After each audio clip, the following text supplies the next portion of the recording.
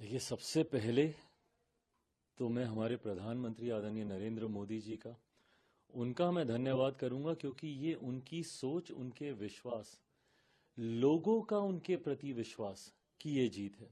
ये वो मोदी की गारंटी है जिस पे दिल्ली की जनता ने एक लंबे समय के बाद पुनः विश्वास करने का कार्य किया।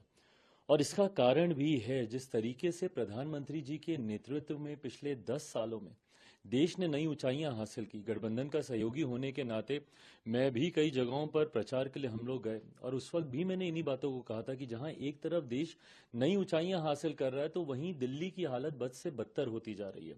ऐसे में मुझे लगता है लोगों के लिए वो चयन करना कठिन नहीं था। एक तरफ विकास का मॉडल था, दूसरी तरफ विनाश का मॉडल था। एक तरफ बढ़ता देश था, दूसरी तरफ दिल्ली जो कि बद से बदहाल होती जा रही थी। लोगों के बीच ये चुनाव करना आसान था, और दिल्ली की जनता ने ये चुनाव किया। एक बड़ी आबादी दिल्ली में बिहार, यूपी से आने वाले लोगों की है। हम लोगों ने अपने अपने राज्यों में देखा है कि किस तरीके से डबल इंजन की सरकार का लाभ मिलता है। उत्तर प्रदेश में डबल इंजन की सरकार हो, या हमारे बिहार में डबल इंजन की सरकार हो, दिल्ली की जनता ने भी इस बात को महसूस किया। और खास तौर पर पूर्वांचल के लोग जो दिल्ली में रह रहे हैं, उनको इस बात का एहसास हुआ कि एक ऐसी सरकार जो सिर्फ बहाने बनाती है, और दूसरी तरफ एक डबल इंजन की सरकार जो तुरंत हम लोगों को लाभ देगी, हम लोगों की उम्मीदों पर खरा उतरेगी।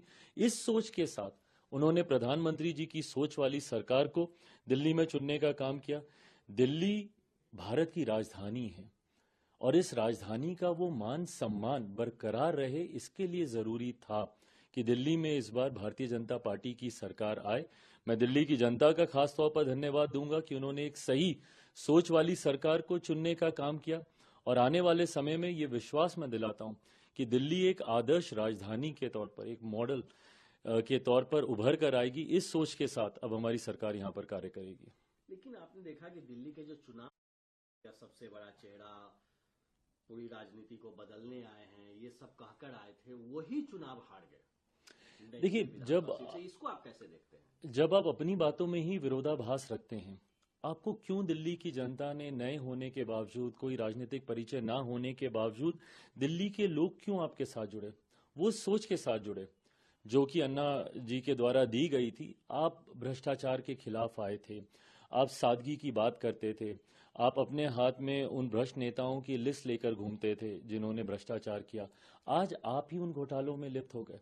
आज आप ही जेल गए हैं भ्रष्टाचार के आरोपों में।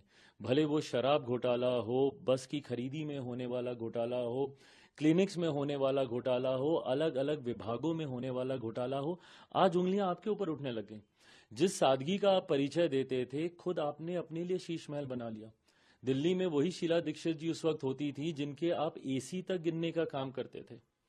और आज अपने अपने आपने अपने लिए किस तरीके का शीश महल खड़ा किया, किस तरीके का आपने सिक्योरिटी कवर लिया, गाड़ियों के काफिले के साथ आप घूमने लग गए। कीजिए, दिक्कत नहीं थी, बट आपने कसम खाई थी कि मैं ये सब नहीं करूंगा, 2 कमरे के ही मकान में रहूंगा।